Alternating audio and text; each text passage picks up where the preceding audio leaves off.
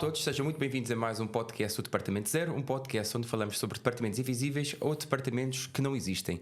Comigo hoje tenho um amigo de longa data, David Sanz, médico cirurgião maxilofacial e cofundador do Instituto Português da Face. David, bem-vindo e obrigado por teres aceitado o desafio de vires aqui falar um bocadinho comigo hoje sobre ti, sobre o projeto do IP-Face.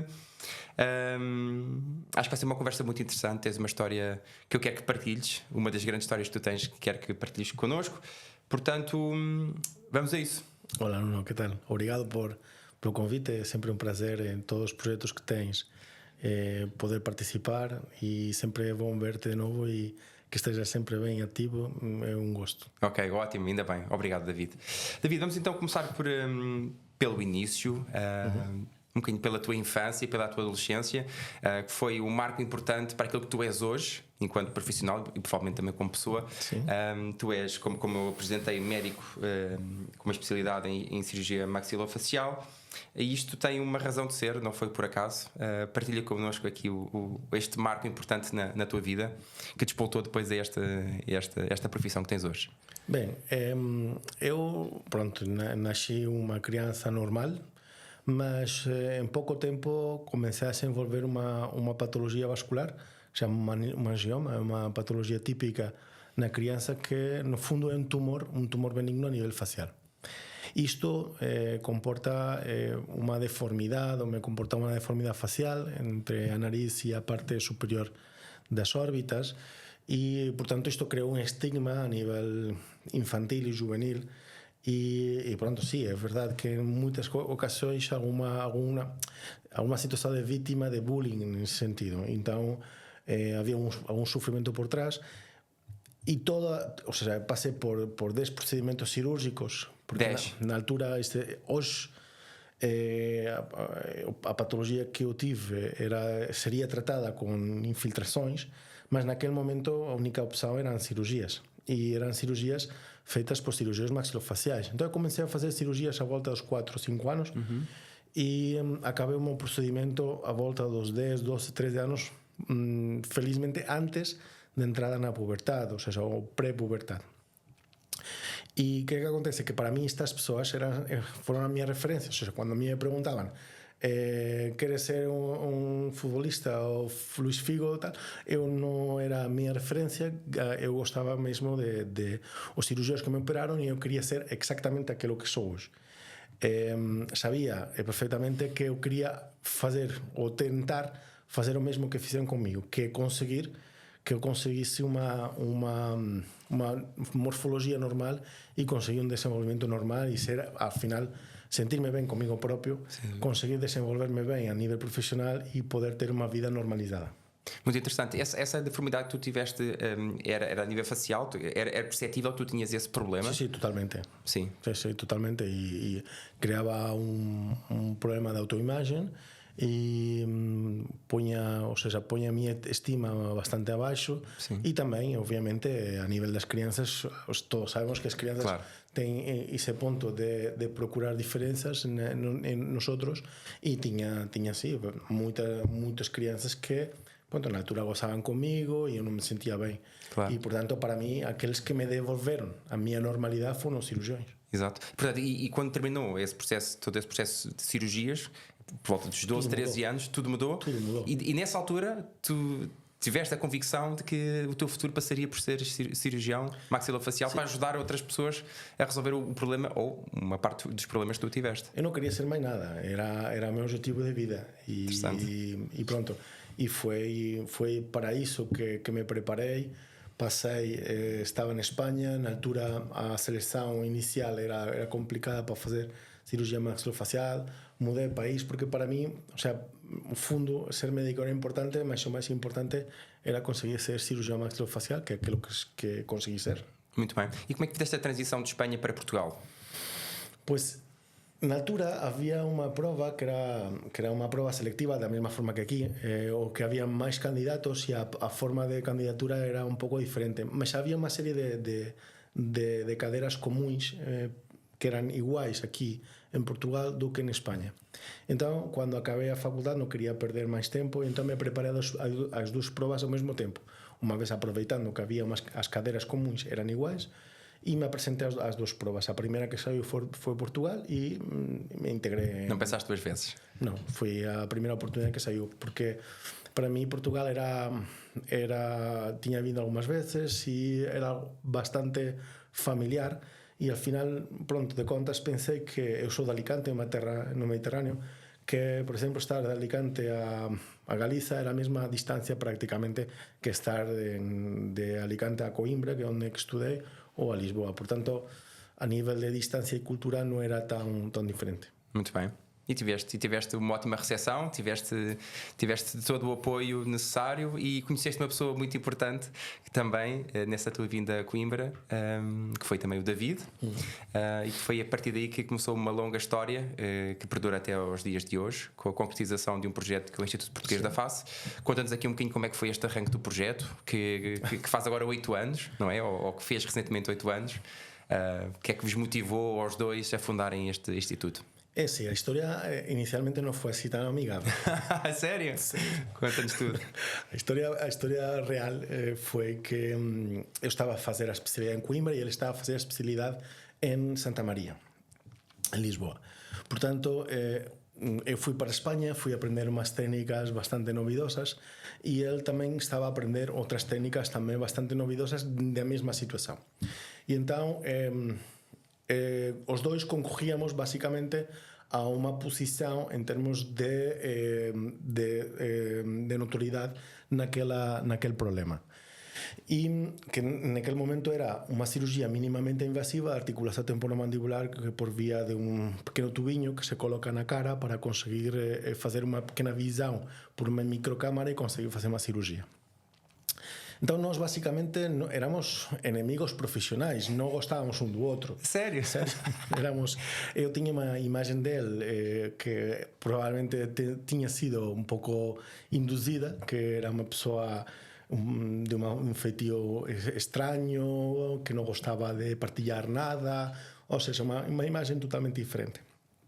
Ele também tinha uma imagem diferente de mim, mas ele decidiu vir a fazer um estágio a Coimbra para me conhecer.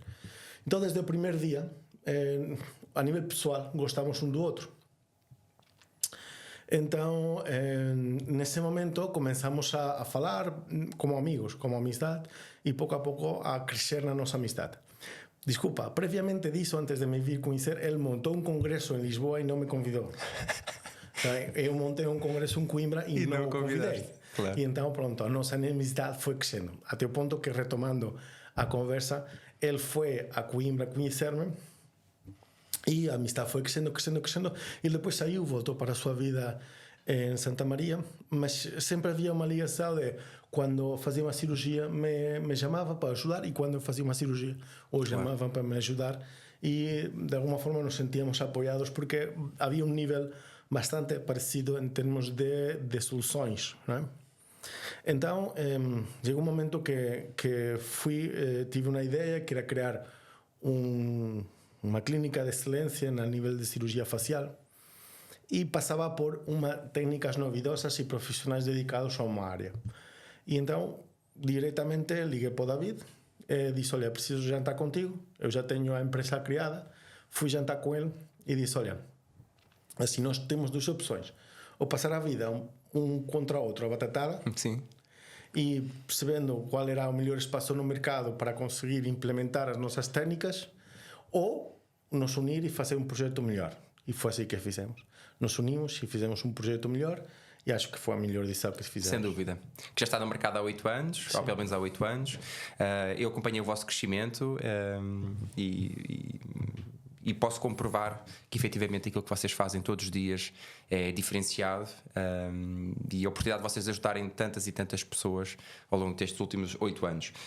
Falando agora aqui um bocadinho sobre o processo de evolução do próprio Instituto, porque vocês começaram com áreas muito específicas e hoje em dia já têm um leque muito alargado de serviços e de soluções. Vocês começaram focados na parte da face e pescoço, articulação temporomandibular, cirurgia ortonática. Fala-nos um bocadinho sobre as áreas que vocês têm. Eu sei que são muitas, mas daquelas provavelmente que vocês são uma maior referência ou não existe, não lhe quero chamar concorrência, mas não existe tantas clínicas ou tantos serviços que façam aquilo que vocês fazem atualmente?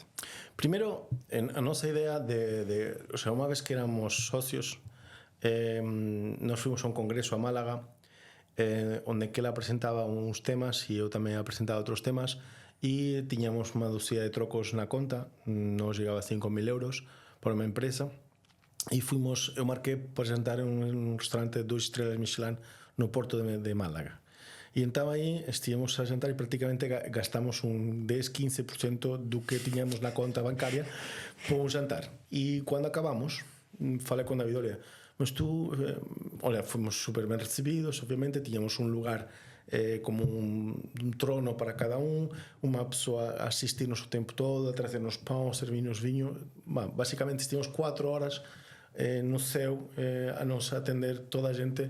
Estaba toda a gente a serviço nós e com a cozinha aberta. O cozinheiro saiu, o chefe de cozinha nos cumprimentou, nos convidou a passar a cozinha para nós fazer uma fotografia com ele.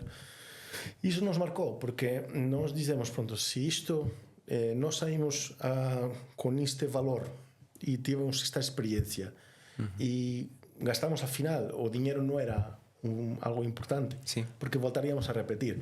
E entón quisemos implementar que para além de un bon resultado, tiña que haber unha experiencia e un acompañamento para que a persoa se sentise mesmo muito ben. E nós creamos este proxecto baseado nisto. Na experiência? Na experiencia e o acompañamento. Nós na saúde há coisas que son importantes e há coisas que son super importantes. Há coisas super importantes, o sea, o resultado, como dicen en algunhas series, en algúns carros, os resultados já ven de serie. Non é algo que para nós nos preocupe, o sea, o resultado é algo que está inherente ao noso tratamento. O sea, mas há unha coisa que é importantísima nos cuidados de saúde, que é o acompañamento. O sea, que a persoa senta que en todo momento há alguén por trás a atender o telefone, há alguén por trás a marcar unha consulta, há alguén por trás a saber como é que nós estamos a gerir a saúde dele para que tudo corra ben. Toda a gente percebe que pode haber biologias diferentes e pode haber persoas diferentes, mas a capacidade de equipe de se adaptar ao noso paciente é o máis importante e o noso ponto máis forte. Para além da especialização, que me preguntaste agora, que comenzou con cirurgia ortognática e articulação temporomandibular e algúns tratamentos de cirurgia de feminização ou masculinização facial, realmente depois o que nós tentamos melhorar cada día e implementar novas situações é o acompanhamento. Sim. Essa parte do acompanhamento é um dado muito relevante, e ainda bem que tocaste nesse ponto, porque eu sinto que a saúde privada, a saúde no modo geral, está cada vez mais a passar para essa fase de uma visão não apenas operacional ou cirúrgica, mas para uma visão muito mais completa, desde o momento em que nós entramos numa clínica, a forma como somos recebidos, a forma como nós aguardamos calmamente ou não pela consulta, a assiduidade, a pontualidade do próprio médico, a parte pós-cirúrgica, até o processo de pagamento ou de check-out da parte do tratamento. Vocês tendem a valorizar bastante e cada vez mais esse processo. Em que medida é que vocês têm feito essas alterações ao longo dessa jornada do paciente dentro da vossa clínica? Nós temos implementado questionários en consultas e questionários en cirurgias. E então, primeiro colocamos scores e depois com pontuações e depois aparecem nos comentários. Realmente o primeiro processo que uma pessoa ganha, ou seja, um paciente começa a ver esse acompanhamento é desde o momento que pesquisa por uma palavra como cirurgia ortognática ou outro tratamento dentro de internet. Então encontra um site onde que tem não é uma abordagem obviamente mais visual, mas tem realmente muita informação contrastável. E acho que estamos na fase da informação e a nível mundial, e é muito importante que dentro do próprio tratamento explique quais são as opções de tratamento completas, porque isto já dá confiança ao paciente em termos de equipe. Depois obviamente vem o primeiro contacto, e o primeiro contacto tem que ser suficientemente é muito importante, e a pessoa que tens atrás tem que saber tratar esses nossos pacientes ou a pessoa que procura uma solução porque está com um problema.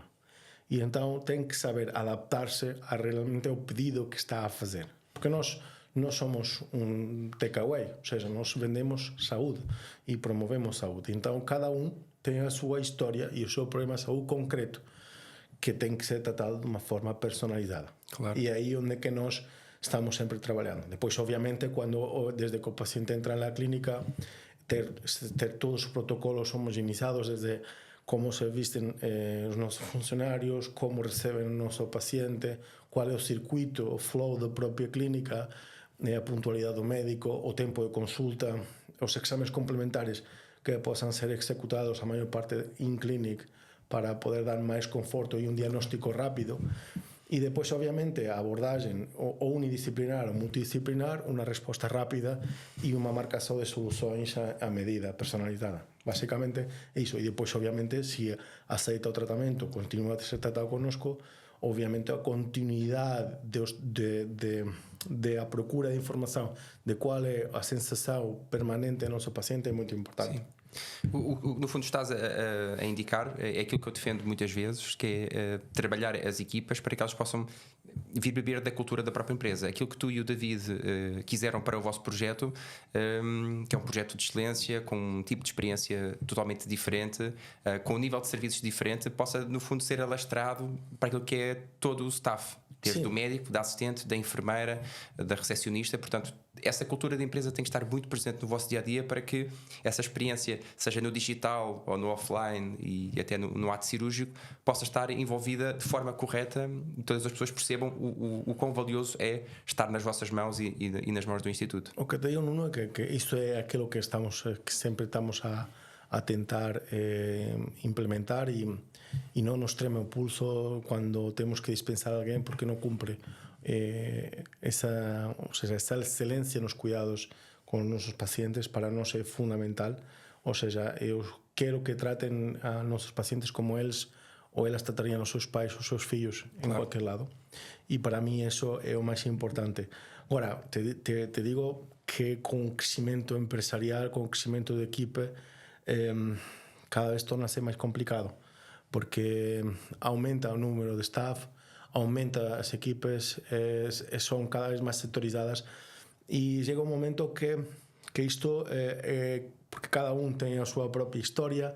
Nós, como gerentes da própria empresa, temos que estar sensibilizados à empresa e às necessidades de cada um dos nossos funcionários e chega um momento que essa proximidade se vai pouco a pouco diluindo um pouco. Sim, e até porque há aqui uma questão. Vocês, desculpa interromper-te, vocês são médicos cirúrgicos, são médicos cirurgiões e para além de serem médicos também se veem com uma grande necessidade de começar a fazer gestão, porque o projeto é vosso. Portanto, no fundo acaba a haver aqui uma grande dualidade e provavelmente é uma das grandes dores de quem tem uma clínica, é conseguir fazer a sua profissão bem feita, que é ser médico, e ao mesmo tempo conseguir ter que gerir bem os seus departamentos, as suas equipas, e à medida que essa empresa vai crescendo, e como tu já mencionaste, fica cada vez mais difícil de haver esse acompanhamento e provavelmente só a parte da delegação e de um bom recrutamento é que consegue fazer face a essas dificuldades. Mas o recrutamento também é complicado, ou seja, nós estamos em Portugal e a pressão dos impostos é muito alta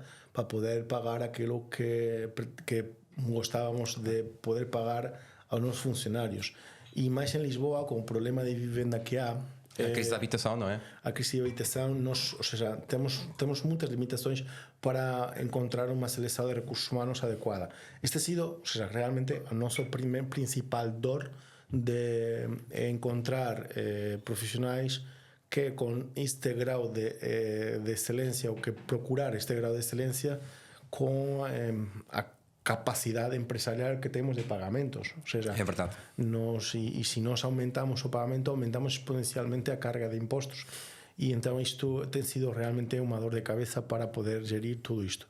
No entanto, ou seja, pouco a pouco se vai conseguindo, mas provavelmente aqui em Portugal ou en España, é un país bastante primo irmão, é máis difícil que, por exemplo, en regiões do norte de Europa, onde consegues aumentar bastante a nível salarial. Sim. Ainda assim, continuo a dizer que vocês acabam por ser também um caso de estudo, porque o vosso crescimento ao longo dos últimos 8 anos é um crescimento excepcional, acompanhado de números incríveis. Vou partilhar aqui alguns, não são dados totalmente oficiais, porque entretanto já foi aumentando, mas estamos a falar de mais de 9.000 doentes atendidos, mais de 1.500 cirurgias com anestesia geral, mais de 4.000 com anestesia local. Tem um dado digital, uma métrica digital muito interessante. Vocês têm 4.9 com 815 reviews no Google, portanto isto são dados muito significativos, sobretudo para Portugal e para a área da saúde. Queria te perguntar em que medida é que este tal acompanhamento é ou não seguido de uma formação constante, ou seja, o facto de vocês quererem incutir de forma positiva às vossas equipas esta mentalidade, este mindset, em que medida é que vocês também estão próximos destas equipas para elas poderem cada vez mais irem beber da vossa motivação e do vosso mindset? Nós estamos sempre presentes na equipa e sempre estamos com atitude proactiva e a dar exemplo que tudo pode falhar, mas ali estou eu, ou está o David, que vai estar a dar o braço suporte, claro, para o nosso paciente e para o nosso funcionário. Há aqui também um dado que eu queria partilhar, que me parece ser também altamente interessante. Vocês têm mais de 30 artigos científicos publicados, portanto vocês também estão muito presentes na comunidade médica e na investigação. Como é que vocês conseguem ter tempo para também conseguirem dar este contributo para a sociedade? Isto é assim, uma das patas do projeto é formação e investigação. Ou seja, a nível de investigação contamos com um funcionário que chama-se Henrique, que é um doutorado na área de saúde, que nos ajuda muito à produção científica. Ou seja, nós desenhamos o que queremos, quais são os dados que temos em termos prácticos ou as nossas observações, e ele também nos ajuda na pesquisa de artigos, inclusive na composição do corpo do artigo. É uma parte muito importante, porque se não publicas a nível científico mundial não existes. Outra parte importante é a formação, para além de que, por exemplo, o meu sócio David tenha uma parte académica formal, nós na clínica recebemos muitos fellowships de todo o mundo, principalmente da parte de Ásia. Não sei porquê, mas isto foi um boom na Ásia e começaram a vir de Indonésia, Malásia, Ilhas Fiji, já passaram também, inclusive de Rússia, vários colegas que vêm também de Brasil, de México, do outro lado, mas temos um fluxo bastante alto de fellowships que vêm de todo o mundo para passar 1, 2, 3 semanas conosco. Ou seja, nós dividimos os estágios em áreas e é a mesma política que temos criado a nível de divisão de espaços médicos, que não falei muito, mas nós identificamos que dentro da própria clínica não há um médico a fazer 2 coisas. Ou seja, quando entra alguém não vai fazer uma coisa. Basicamente é como um conceito de clínica medicina dentária. Certo. Porque não confiamos em um Leonardo da Vinci de cirurgia maxilofacial ou cirurgia cervicofacial. Confiamos na especialização absoluta. Então, quando vem alguém, primeiro, nós temos que ter umas referências provadas de que é uma referência naquela área concreta, e depois vem a clínica fazer só uma atividade, ou cirurgia plástica facial, ou rinoplastia, ou cirurgia ortognática, que estou eu, ou cirurgia de articulação, ou medicina oral, ou cirurgia do pescoço a nível de cancro oral e cancro do pescoço, outras muitas áreas, ou inclusive implante capilar. E então, quando nós criamos os estágios em termos de fellowship, colocamos que vem ou uma semana a fazer só uma área, vem 2 semanas a fazer 2 áreas, ou vem a fazer um full house, onde que vem um mês inteiro. Então aí passa por todas as áreas de especialidades, inclusive abrimos a porta à área de gestão para levar também o nosso know-how. Muito interessante, sim. E são colegas que já estão na sua atividade, são alunos, são recém-licenciados, é um bocadinho de tudo? Sim, o último, o Mohamed, que tivemos há 15 dias, foi embora, esteve um mês connosco e vinha de Indonésia, e foi o próprio hospital a pagar os estágios dele. Interessante. Ele era um profissional que queria implementar técnicas de cirurgia ortognática e de cirurgia da ATM, e vem a clínica pagado pelo hospital para poder fazer este estágio que afinal acaba por ser um mês inteiro. Muito interessante, você tem uma componente teórica, calculo eu, uma parte muito operacional, acompanha-vos nas cirurgias, e é feito todo esse acompanhamento do início ao fim, e quando eles acabam esse programa já estão aptos a poderem voltar a regressar ao seu país com um bocadinho mais de conhecimento e provavelmente começar também a fazer as suas primeiras cirurgias. Sí, eu sempre, primeiro, al final se abre, cuando ven a aprender, obviamente se ensinan todos os trucos, aquilo que o que está nos livros, há uma biografía base, están nos artigos científicos, mas depois o que é importante é o día a día, é a práctica día a día para ensinar quais são os trucos e as partes máis importantes a nivel de resultado. E a partir de aí, normalmente, cuando eu recomendo que comecen por unha área, ou seja, dentro daquilo que tudo que aprenderon por unha parte máis básica, para facer unha cirugía sozinhos, e depois van crescendo en toda a parte de dificultade cirúrgica. Si ten unha parte de planificación, tamén coloco a disponibilidade de fazer a planificar con eles un ou dois casos dentro do propio fellowship, mesmo que voltasen para a súa terra, que me envíen os casos para planificar con os casos, e pronto, isso tem acontecido. Muito bem. A nível de tecnologia e inovação, vocês trabalham atualmente com alguma técnica diferente, algum tipo de planeamento digital, ou fala-se muito agora da robótica e do machine learning e da inteligência artificial em prol da área da saúde. Vocês atualmente já têm algum destes softwares ou algum hardware, algum equipamento específico que vos ajuda a fazer o vosso trabalho, ou ainda continua a ser um trabalho mais manual de um processamento e de um planeamento muito mais matemático e milimétrico? No, depende de que área, ¿no? Mas ten crecido a nivel técnico bastante. Posso falar a nivel de cirurgia facial ósea, en termos de masculinização, feminização, cirurgia ortognática, que é a área que eu faço. Houve uma revolução digital há algum tempo, no sentido de que nós adoptamos muitas técnicas, mucho software de engenharia, da parte de engenharia, e conseguimos crear guías cirúrgicas e crear placas e parafusos a medida para conseguir realmente aquilo que diseñamos en computador, conseguir transferir exactamente para unha cirugía.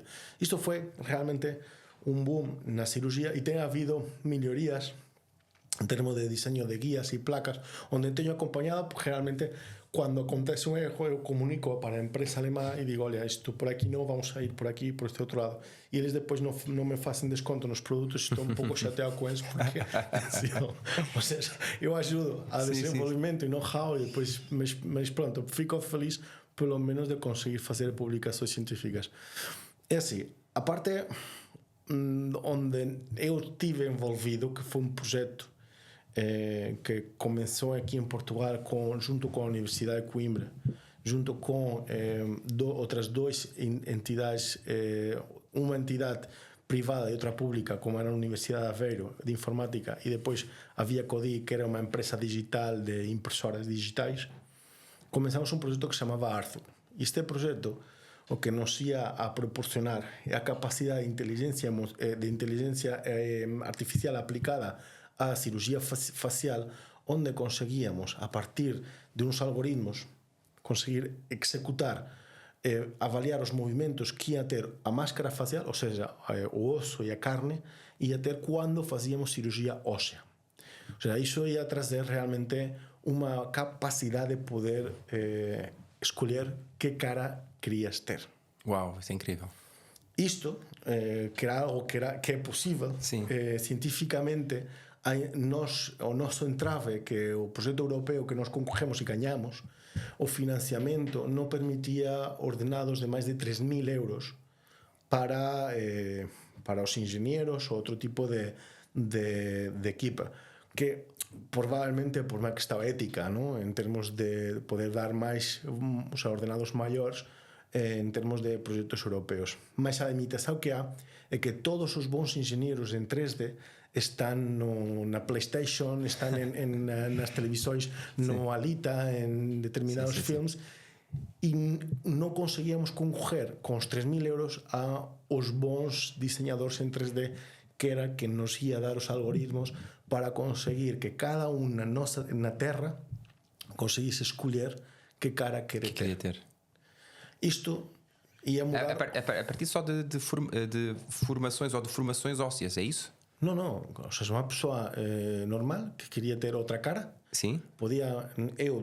O projeto era que eu, no próprio estúdio, um próprio consultório, podia fazer uma TAC, um dental scan, Sim. e podia fazer um scan facial externo, e eu, com modificações no osso, Exato. predictíveis, porque Sim. tinha guias e próteses para pôr, ia colocando, acrescentando à frente do paciente, até dizer ao paciente: esta cara que quero ter. E aí ia ser assinado um compromisso, um contrato com um grau de erro de um 5% assumível, mas era essa cara que ia ter. Portanto, isto era um avanço científico Enorme. inovador e ia mudar o paradigma a nível de cirurgia facial. Eu ainda tenho esse sonho de conseguir isto. É algo possível, é possível, mas por uma questão de recursos este projeto acabou. Mas isto, para mim, em termos de cirurgia facial, é o futuro. É o futuro, sim. Eu estava a pensar nisso também, em que medida é que se calhar isso não é só apenas um projeto numa gaveta, porque olhando para a forma teórica simples como tu explicaste, parece-me que provavelmente poderá sair da gaveta e ser um projeto em desenvolvimento. Acho que passará. Mas tem que haver, ou seja, obviamente estes projetos têm que vir apoiados com a indústria ou financiamento externo, porque a nível de custos numa empresa privada é complicado nas nossas pequenas, médias empresas conseguir assumir um projeto desta dimensão. Mas sim, é uma coisa possível, é uma coisa factível, e depois podemos entrar em ética, se é ético ou não poder mudar a cara à medida, se depois pode ter alguns problemas psicológicos acrescentados ou não, se haveriam limites a nível psicológico, psiquiátrico, para poder aceitar ou não aceitar este tipo de tratamento. Isso poderia ser um tratamento reversível ou não? Sim, todos os tratamentos faciais aos ossos são reversíveis. Então, o que está a acontecer atualmente com o ácido hialurónico e com o botox e com os preenchimentos no modo geral é isso. Também existem deformações e já vimos casos extremos de aplicações extremas em que deforma por completo as pessoas e, portanto... Sim, mas aqui a capacidade, porque aqui o que há é que a pessoa poderia decidir mudança radical pré-operatória e qual era a cara que ia ficar.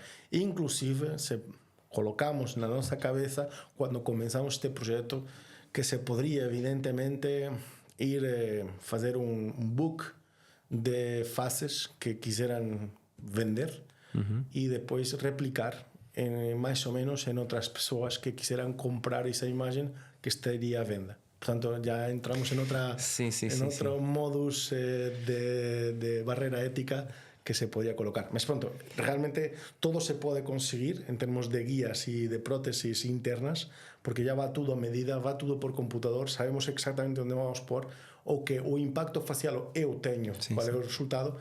Temos software que nos dan un resultado aproximado, mas nunca pode ser a base do acordo com o paciente. É muito interessante. Estava aqui a tentar encontrar uma série que fala um bocadinho sobre isso, que é o Black Mirror, exatamente. Que isso até acaba por ser uma visão tão futurista que até seria interessante, até seria um bom guião de uma série ou de um filme poder haver este nível de análise, de planeamento e de reestruturação de uma face no curto espaço de tempo, não é? Pensa no que aquilo que dá a beleza ou não beleza, ou seja, a imagem de uma pessoa não é a pele, não é músculo, é a estrutura óssea. Porque a pele e o músculo envelhece ou rejuvenesce. Então podemos identificar a idade da pessoa, se é mais jovem, mais saudável ou menos saudável, pela questão cutânea, pela questão externa. Mas a morfologia é o osso que dá a morfologia. Portanto, a definição de caras, quais são uma cara com outra, é a nível de estrutura óssea. E se nós vamos analisar várias faces, também não há tantos milímetros de diferença entre uns e outros. Portanto, estamos a falar de pequenas nuances que podem modificar muito as nossas caras. Se eu dissesse, por exemplo, agora lembrei-me, se eu dissesse que queria ter o rosto do Brad Pitt, Sí, o procedimento teria que ser eu comprar a cara como empresário de Brad Pitt. Por exemplo, diria, Brad Pitt, me vendes a tua cara? Bom, te vendo a tua cara por $1 milhão, 10 milhões, 15 milhões de dólares. Uau. Muito bem, eu comprava, fazia um tag facial, ficava no scan, me fazia uma autorização ou para o mundo todo, global, ou para uma nacionalidade concreta, ou para um continente concreto. E então eu fazia, nesse sentido, seria feito um match de a cara do nosso paciente com o match da estrutura óssea de Brad Pitt e seriam criadas pequenas linhas de cortes e próteses para pôr, para tirar osso e colocar próteses a medida para conformar o mais parecido dentro daquelas possibilidades a Brad Pitt. Nesse momento, no próprio ecrã de estruturação de qual seria o impacto facial, teríamos pouco a pouco realmente qual seria a morfologia que iria ficando deste processo. Sim. Depois colocava os meus olhos azuis, pintava o cabelo de amarelo e eu estava o Brad Pitt na rua. Bom, David, eu acho que daqui a 10 anos vamos estar aqui a falar novamente e provavelmente esse vai ser o tema central da nossa conversa. Esperemos que sim, porque é um marco, seria um marco muito, muito, muito importante na cirurgia plástica. Seria a revolução. Sim, seria a revolução, sem dúvida. Falando ainda sobre revolução, inovação e tecnologia, falávamos um bocadinho em off sobre programas que vocês também já estão a trabalhar. Nos últimos anos também tens dado um foco muito, muito grande à parte de transformações transgénero. Fala-nos um bocadinho sobre este programa novo que vocês têm, uma nova linha que criaram. Bom, nós criamos agora um projeto, levo muitos anos, levo mais de 15 anos a dedicar-me ao paciente trans, quer feminino, quer masculino. E em todo este tempo tenho feminizado o projeto. O meu projeto começou como um desafio para conseguir feminizar uma cara, masculinizar uma cara, e pouco a pouco isto foi criando outras necessidades. Incorporamos um cirurgião plástico para fazer cirurgia corporal, incorporamos um cirurgião que faça a parte genital de transição de masculino a feminino e de feminino para masculino. E pouco a pouco percebemos que o público trans tem vindo a crescer nas necessidades que são normais. Ou seja, temos um projeto que se chama Trans Health Institute, que vai aparecer em pouco tempo, onde que nós pretendemos abordar não só a parte cirúrgica, mas também a parte de saúde em todas as vertentes. Eu vou por um exemplo. Se um cirurgião, uma paciente vai fazer uma cirurgia de genital, onde faz uma neovagina, ou seja, um aparato genital feminino, este aparato genital feminino vai necessitar de umas observações por algum profissional de saúde, ok? E vai necessitar realmente em quanto tempo devem ser feitas estas observações para ter cuidado de saúde e um bom envelhecimento. Ou seja, e faltam guidelines nisto, nós queremos investigar mais nestas situações e queremos introduzir, ou seja, ter profissionais cada vez mais preparados para este tipo de assuntos. Envelhecimento, em todas as áreas, se é preciso fazer uma ecografia mamária ou não, qual é a influência das hormonas, a necessidade de ecografia mamária ou não, quando é colocado ou quando não. Ou seja, há uma série de questões que se colocam para este projeto fazer sentido. E acho que era uma necessidade que há na população e nós vamos a dar uma resposta mais fora a nível privado. Muito interessante. Acho que no fundo esse programa vai fazer com que essas pessoas que procuram este tipo de tratamentos e este tipo de transformações possam ser acompanhadas de um modo transversal e com o apoio certo que se calhar o Sistema Nacional de Saúde nem sequer tem, ou tem de uma forma ainda muito... Não, ou seja, eu não sei se o Sistema Nacional tem ou não tem, ou faz com qualidade ou não faz com qualidade. Isto, al final, dentro do Sistema Nacional de Saúde há um mar de profissionais. Portanto, há profissionais de excelência, há profissionais melhores, há profissionais que não têm uma abrangência tão importante. Nós o que queremos que seja um meio inclusivo, um meio de que o paciente trans se sinta seguro, compreendido e entendamos todo o processo, desde a transição, a confirmação, a todo o processo de anti-aging, envelhecimento, procura da própria identidade, apoio em todos os sentidos e a nível de saúde em todos os profissionais que sejam específicos. Ou seja, na parte ginecológica, na parte genital, na parte corporal, na parte dentro do próprio procedimento e o envelhecimento de todas estas partes. Muito bem. Falavas também há pouco sobre a parte facial, parte estética. Desenvolveram também um produto que é a linha Lisboa. Sim. É isso? A linha Lisboa nasceu quando tive 2 casos de 2 pacientes que tienen uma deformidade iatrogénica. Iatrogénica é quando são causadas por outros médicos. Okay? Então vieron a procurar uma solução. Já tinham sido operados 4 ou 5 veces en un e outro caso e tinham ficado com uma simetria a nível frontal. Não falamos frontal é quando olhamos de frente. E então eu, com a engenharia informática, consigo copiar um lado e outro. Mas quando não há nenhum lado para copiar, o que é que faço? Esta era a pergunta. Ou seja, se não tenho um lado bom, como consigo copiar? Sim, não há uma referência. Numa referência para o outro lado. E então, a nível de projeção lateral, a nível da mandíbula, havia uma falha que não sabíamos qual era o ponto de referência. Normalmente se usava uma metade para copiar na outra para referenciar. Mas encontramos que a nível ou seja, realmente a mandíbula está encaixada na cara e então conseguimos que uma perpendicular ao chão a partir dos laterais das órbitas se chamase linha Lisboa. Lisboa por quê? Porque non queríamos por un nome propio ni nome de clínica, mas queríamos por algo referenciar a Portugal, que era o sitio onde naxeu, e facemos uma homenagem nomeadamente a Lisboa. Então chamamos liña Lisboa a liña que pasa entre a parte externa dos ollos e perpendicular ao chão. Então os lados dos ángulos mandibulares têm que tocar essa linha. Quando toca essa linha, ou pelo menos sabemos que a partir daí estamos a masculinizar uma face. Daí para dentro estamos a feminizar uma face. E então aí conseguimos, além de simetrizar, começar a perceber uma questão de género nos nossos pacientes. Muito interessante. E esse foi publicado há pouco tempo. Há pouco tempo, pois é isso que eu ia perguntar. Foi publicado há menos de 6 meses e realmente era uma necessidade que havia na população, porque nós, quando vinha um paciente a masculinizar uma face, primeiro era um paciente que era assimétrico. Ninguém é simétrico. Tu querias, além de masculinizar, simetrizar. Então colocas uma prótese, colocas até onde? Não sabíamos, não teníamos uma referência. E essa é a primeira vez que há uma referência estética a nível mundial com o nome de Lisboa. Muito bem, bonita homenagem que fizeram à cidade e ao mesmo tempo também um grande avanço também para a parte de cirurgia, para a parte também de estética, e é mais uma prova de que vocês estão atentos aos problemas e à identificação das soluções. Eu acho que parte também de vocês esta grande proximidade com a sociedade e com aquilo que é grande. Para grande parte dos pacientes que vos procuram um grande flagelo, uma grande dor, que muitas vezes vai muito para além da dor física, são dores mentais, estas questões dos tratamentos para pessoas transgénero, pessoas que têm deformidades, enfim, acho que esta dedicação que vocês colocam todos os dias também é prova do sucesso e todas estas boas métricas que eu acabei aqui por partilhar.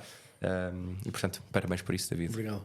Agora o nosso desafio daqui para a frente assim, non sou ni novo ni velho.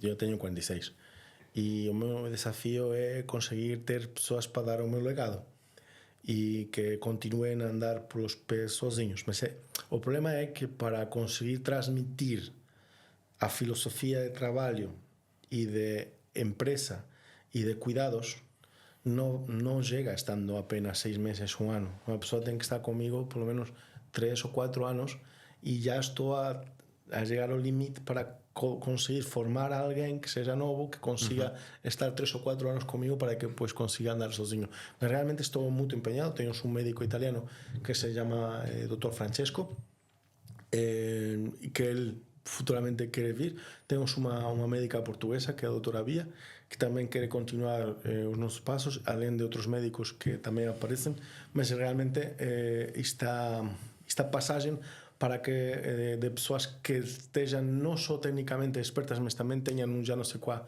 para conseguir procurar soluções onde ali não estavam, é importante para nós. Ok. De uma forma muito honesta, David, há alguém no mercado, ou pelo menos no mercado português, que esteja a aproximar-se daquilo que vocês estão a querer construir? Isto não tem nada a ver com concorrência, nem com promiscuidade, tem a ver na verdade, esta questão do legado e da inovação e da investigação e do tipo de tratamentos que vocês procuram fazer, os mais complexos, os mais avançados, encontras em Portugal alguém que esteja também focado nesta é uma pergunta difícil de responder, porque pode trazer alguma arrogância ou alguma... Não, mas fora esse contexto, de uma forma muito transparente, existe no mercado alguém que esteja próximo daquilo que vocês têm vindo a fazer? Neste momento, a nível de cuidados faciais, não considero, ou seja, acho que todas as situações privadas que há não têm uma proximidade ao nosso tratamento. E obviamente identifico em alguns colegas um brilho mental e uma capacidade diferente, mas pronto, são questões pontuais e individuais. Aqui o grandioso é conseguir que integre uma equipe.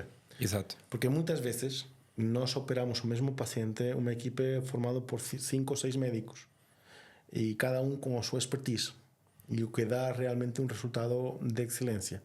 E é muito importante que uma pessoa que tenha aquele brilho mental não fique só ou sozinho a trabalhar e se junte com outros profissionais muito bons em áreas que ele não domina ou que não domina tanto, sim. para conseguir realmente uns resultados cada vez melhores. Estava a fazer esta pergunta porque vocês acabaram por se focar muito numa área, numa área muito específica, na área da medicina e cirurgia plástica e transformação, e acho que nessa medida, quanto mais nós fixamos um ponto, cada vez mais nós segmentamos e nichamos a nossa área de negócio, mais fortes nos tornamos, mais a nossa casuística, a nossa experiência pauta o nosso trabalho, a nossa excelência, e por consequência, por não ser algo tão abrangente, também diria que é normal que não haja tanta concorrência, digamos assim. A nível de cirurgia de articulação temporomandibular, cirurgia ortonática, a nível europeu estamos dentro dos primeiros centros a nível europeu. Não só a nível de produção em termos de casos clínicos, mas também de produção científica. A nível de feminização facial, em Europa estaremos entre os 2, 3 primeiros, e a nível mundial entre os 10 primeiros clínicas a fazer esta cirurgia. Que bom, são ótimos dados. Feminização ou masculinização. Um score incrível, dado que vocês têm 8 anos de projeto e de avanço. Para fecharmos aqui, David, queria-te perguntar quais é que têm sido assim, os grandes desafios a nível de gestão, qual é que tem sido o departamento onde vocês têm sentido, por um lado, um maior avanço e por outro, maiores dificuldades, digamos assim. O nome do podcast é Departamento Zero, porque nós consideramos que para muitas das empresas, nomeadamente na área da saúde, existem ou departamentos que não existem, mas que são altamente valiosos e que nós não conseguimos descobrir o quão importante é e quais é que são as pessoas que podem trabalhar nelas, e por outro lado aqueles que não existem, mas que deviam existir. Portanto, em que medida é que, agora falando um bocadinho mais de gestão, em que medida é que os desafios empresariais e esta identificação de problemas entre departamentos tem sido importante e relevante para vocês? Departamento de funcionários, não fora médicos? Eu diria fora médicos. Sim, fora médicos. Varia. Isto vai como a maré. Há uma fase que vem uns problemas e outras vezes que outros. É assim. Nós passamos basicamente por vários problemas. O sea, o fundamental é ter uma boa equipe de direção. Ou seja, não tens uma equipe de direção, eres médico, não podes ter uma clínica aberta com sucesso. Ponto. Ou seja, tens que investir em uma equipe de direção competente. E isto é algo que recomendo a todos, porque é um investimento, não é gastar dinheiro, é um investimento em uma boa equipe de direção. Depois é muito importante uma boa abordagem de marketing, em termos de é preciso ter um componente externo, 2 componentes externos, ou uma parte interna de produção de conteúdos e depois uma parte externa. Depende dos recursos de cada empresa. E o estado em que elas estão, não é? No início... O estado de cada empresa, ou as eleições, ou seja, tudo, e cada opção tem os seus prós e os seus contras em termos de opção. Ou seja, precisas de um equipo de SEO, precisas de um equipo de produção de conteúdos, precisas de umas fotografias clínicas, precisas de realmente uma boa produção de textos, e depois, obviamente, se tens capacidade de ter uma boa empresa de comunicação, também consegues chegar a um público maior. É óbvio que todo mundo queria aquilo que acontece com os carros, que começo, eu falo em casa de BMW e vou ver o Instagram e aparece-me um BMW. Pronto, isto que eu perguntei outro dia a uma pessoa de marketing, não me soube, diz que aquilo era ilegal, mas nos aparece a todos. Basicamente, nós temos que comunicar aquilo que nós somos, ou seja, temos que saber quais são os nossos fortes para saber comunicar exactamente esos fortes à população, não é? Aquilo que o mercado pede, que está a querer, e dentro daquilo que quere, aquilo que nós nos destacamos mais. Pronto, basicamente isso. Hoje em dia, os desafios maiores com o crescimento da empresa têm sido a comunicação entre as equipas. Dentro da própria clínica, portanto, entre departamentos, entre o secretariado front office está muito fechado em si, o marketing está muito fechado em si, o departamento, inclusive a parte de profissionais de enfermagem e auxiliares, está mais fechado em si, e então, pronto, ao final acontecem erros por falhas de comunicação, mas que afinal são naturais do crescimento. Sim. Eu penso que o nosso próximo passo será ter alguém que tenha realmente, que seja responsável de protocolo interno. Penso que é a pessoa que faz ligação interna de toda a clínica. Tens que ter uma pessoa dedicada aos números, dedicada ao crescimento, dedicada a realmente estabelecer onde é que gastas mais, onde é que gastas menos, para conseguir rentabilizar o teu projeto. Tens que ter uma pessoa dedicada à estratégia, onde é que vai realmente a clínica, quais são os projetos novos, e depois tens pessoas dedicadas a várias áreas, mas tem que haver algum elo unificador, sem dúvida, onde que consiga melhorar a comunicação entre os profissionais. Se nós temos muito bons profissionais, se não se comunicam bem entre si, vão acontecer erros e nos vai custar. Não, o principal é que a experiência do nosso paciente não vai ser aquela que queremos. Claro, obviamente. E aí nós estamos logo a perder qualidade, estamos a perder referenciação e estamos a perder logo mais para o futuro o nosso cliente. Sem dúvida. David, muito obrigado. Foi um gosto imenso ter-te aqui. Nós somos amigos, já nos conhecemos há muito tempo. Eu sabia perfeitamente que isto ia ser um episódio incrível pelas tuas histórias e pela questão da evolução e da paixão que tu entregas à medicina. E portanto, obrigado por teres vindo aqui, por teres falado um bocadinho sobre ti. E deixo aqui também um apelo às pessoas que nos estiverem a ver e ouvir, que se tiverem alguma questão, alguma dúvida, partilhem connosco, deixem em mensagens, deixem nos comentários. O David com certeza que estará aqui também para dar todas as respostas se necessário. Vemo-nos em breve. Obrigado e até à próxima.